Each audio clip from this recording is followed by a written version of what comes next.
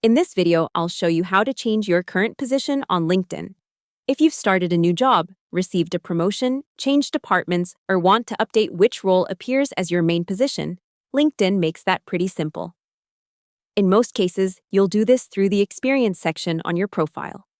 That section controls the jobs listed on your account and helps keep your professional history accurate.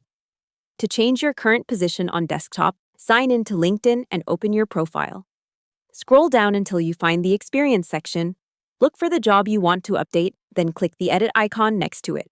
From there, you can change your job title, company name, location, employment type, dates, and description. If this is your active role, make sure it is marked as your current position. Then, click Save.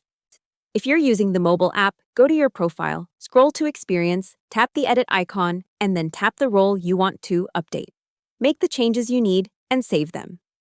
Now, sometimes people don't just want to update a job. Sometimes they want to change the position shown at the top of their profile.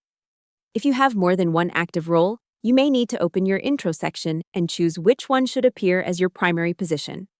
That helps LinkedIn show the correct role in the most visible part of your profile. You should also double-check your dates. If an older role is no longer current, make sure you add an end date to it. Then mark the new role as current. This keeps your timeline accurate and avoids confusion.